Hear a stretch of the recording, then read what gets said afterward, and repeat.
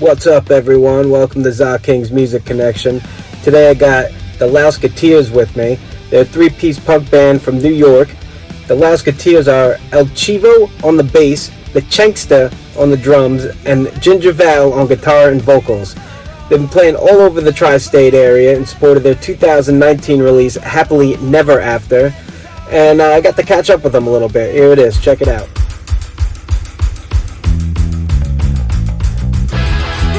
Superhero named Cockatiel Boy. It's called Cockatiel Boy.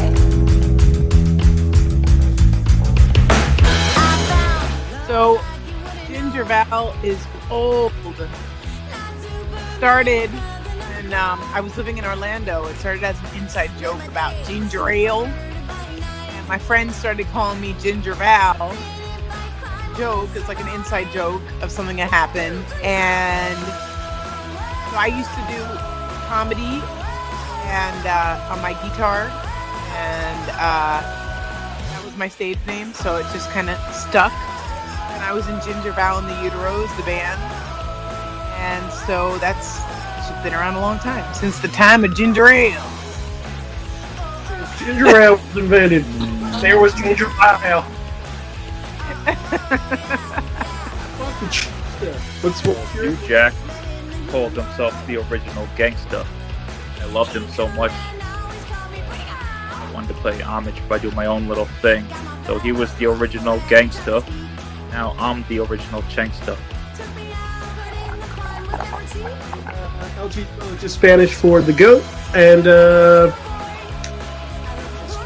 it's a name based on my personality. So I will take it. That's right. Like not being the greatest of all time, just being the mannerisms of a goat.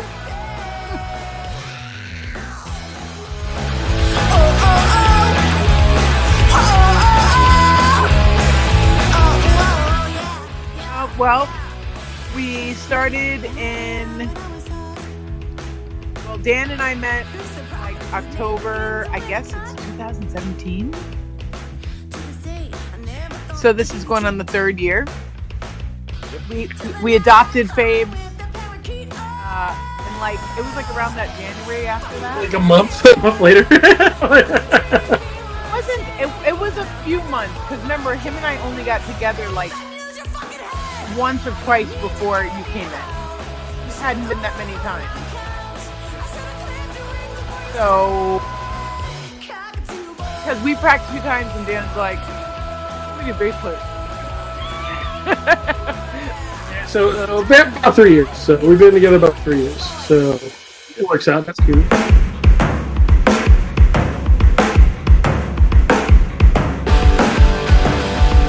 I would have to say that most of my favorite places to play are outside of New York. Pretty much. Contrary to the popular belief, we actually play more shows out of New York. So, right? Wouldn't you guys agree? I think we play a show.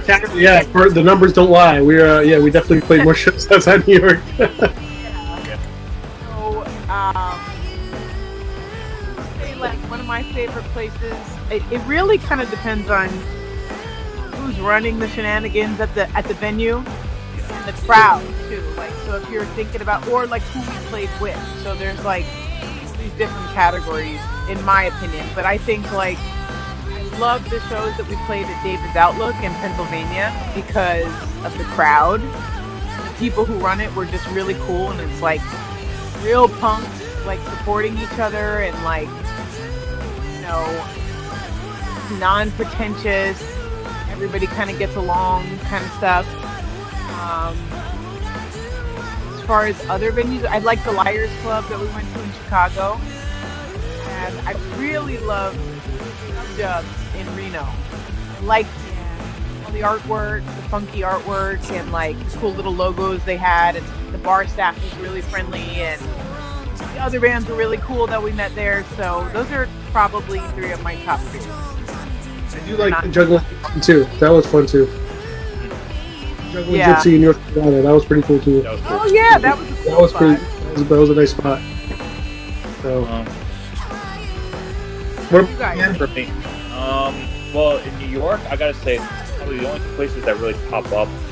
I loved this is a cool place near us, the Green Growler. The owner's really cool, and he really lets us kind of go along. I really like the Green Growler.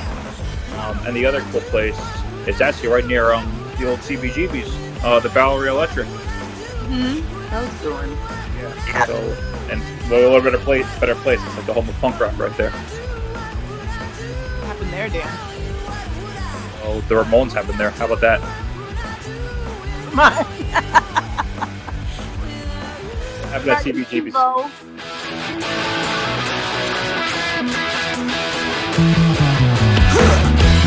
This would have been our third tour, official tour this summer. We were supposed to go to Canada.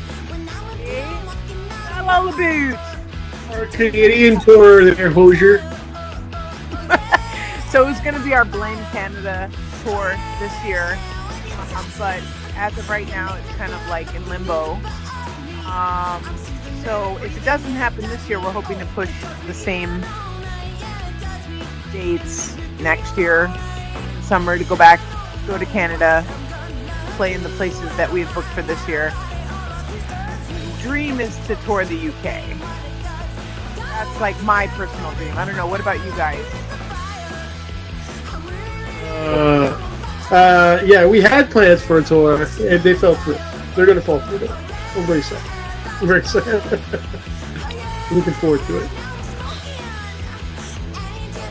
As far as tour, who knows? I don't know. Hopefully we'll... What happened? It Yeah, will. this week. I think we'll tour eventually. I think if not this year, next year. We'll be at some place at some point. And even if we don't tour this year, we're always doing something. We have Lousecast. We're doing music videos right now. We're doing a lot of interviews. We're writing stuff, music. We're working on the second album. We're even kind of creeping up into the third album, with some other stuff. So I think that even if not on tour, the time is going to be spent well and productively. Right? Wouldn't you guys agree? Yeah. I don't really... That's almost like a... I'm always busy. So like for me, it's like it's not a... I don't have a choice. I have a choice, and neither do you. Yeah, we're...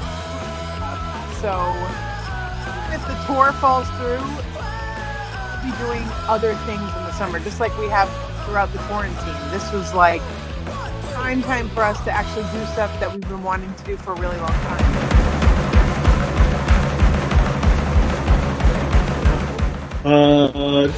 Try to play when we can, I guess, once this is all over. Finish the movie. Well, that's all, all connected to the second album. Get into the recording studio, which would be helpful. To be able to get into a recording studio would be cool.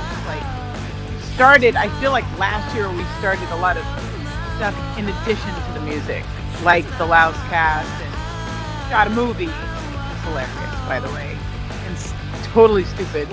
And I think that it's kind of like long-term goals is like building on that and continuing to just keep adding this little entity of stupidity and keep building more things, and getting to spend more time in what we really love to do. Record again, do the next video, finish this movie, get it out. The punk rock scene, really bring that up from back, bring it up again. I feel like it's been a dying scene up here in New York. Really expose it more. Play with other cool local bands, pretty much everything. Let's bring back life again after this fucking coronavirus.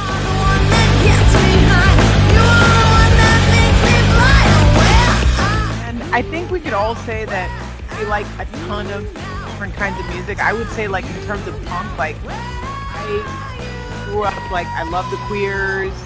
I love Joe Queer. Screeching Weasel. The other one that I always forget to mention, they were huge influences for me, were the Lunatics. Like, Jerk of All Trades is one of my favorite albums of all time.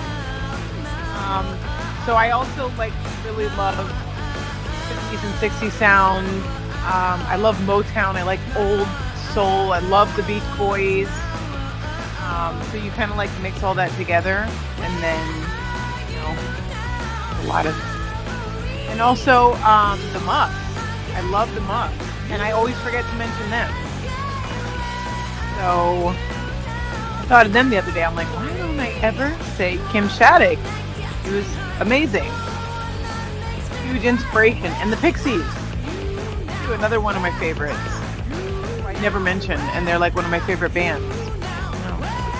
Alice in Chains, man. Soundgarden, Pearl Jam, pretty much the whole entire Seattle scene. That's in my blood. Like Nirvana, Pearl Jam, Stone Temple Pilots, Blind Melon, Smashing Pumpkins. I grew up pretty much all 90s alternative freak. And again, I love kind of some of the people that Val said. I love Queers. Recent. Ramones. Also, the people we open up for, like Fishbone. I grew up on a bunch of like R&B and Motown and a lot of like pop stuff. My dad listened to rock like obsessively, and Elvis. He was a huge Elvis guy. I used to listen to Elvis all the time. Also hip hop and that was a big thing for me growing up in high school and stuff like that. It was fun, a lot of fun to listen to. Also have rock, just in general, classic rock is a big thing, like Led Zeppelin, Deep Purple, Pink Floyd, like the classics are undeniable. And that's the Beatles. You gotta love the Beatles and Rolling Stones.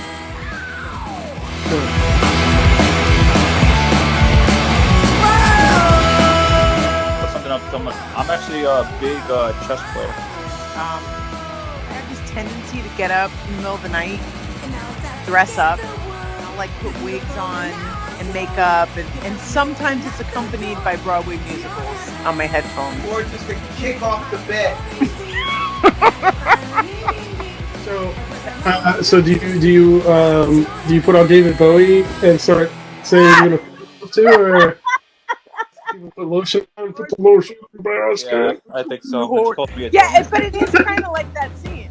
It's like when I'm by myself, I like to have the little fashion show and dress up, and like when I live by myself, and nobody ever like knows this except maybe the neighbors across the street. And I dance around. I am Oh God! play D&D. It's a lot of fun. As I live and breathe, I play D&D, and it's so much fun.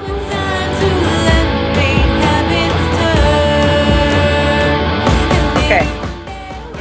The melon That was in, stupid. you take the strawberry out, put the melon in, and you shake it all about.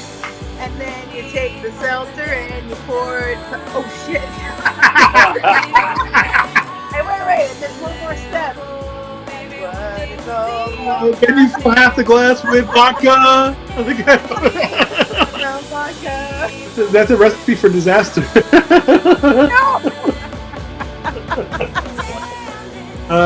My drink of choice is ginger ale and bourbon, or just bourbon straight.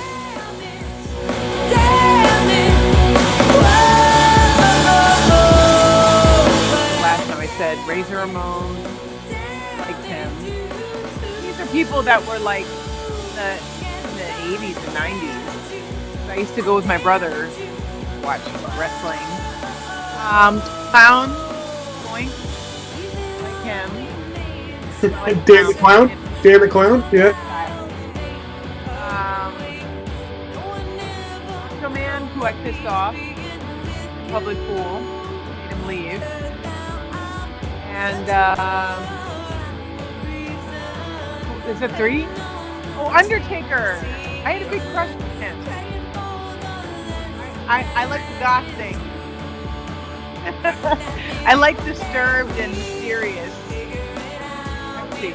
Let's see. Gotta put Steve Austin up there. Change the entire business around.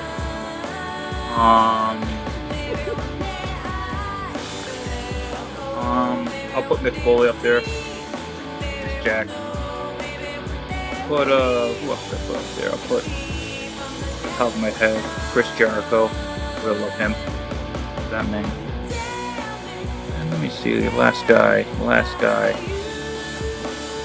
Put Shawn Michaels up there.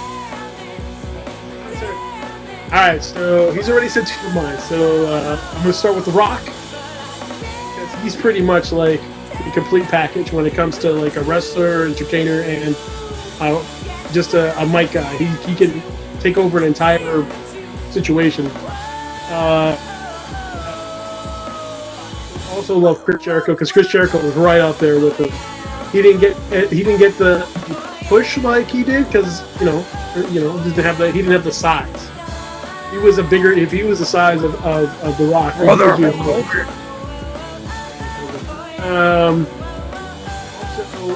Shawn Michaels was a big deal. Shawn Michaels was very, very he was the guy in the 90s to begin that whole era. He was the guy. And finally, I did have somebody else. I'm trying to remember who it was. Owen Hart. Owen Hart. If he was still alive, Owen Hart would have been one of the best ever. He had the skills. He had the ring skills. He had the charisma, and he could play an awesome heel and what do you call it? A regular crowd favorite. So he was better than Brett. Brett just had the attitude, but Owen had everything. So that depresses me because now thinking about this, like we were supposed to go to Canada. Now we mentioned but we weren't in Calgary, Alberta, Canada. So Alberta. That's like far. That's like far up in Canada too. Oh yeah. Yeah, that's like Saskatchewan, bro. Oh yeah. Saskatchewan, bro. Yeah, so that's up there. But thank you for having us on, Keith. We appreciate the time. Definitely have us on another time with another amazing 10 questions. Let's do it. Again, that's the Lousekateers from New York. Check them out on Spotify, Bandcamp, wherever you stream your music. And hit them up to be in their brand new music video. Later.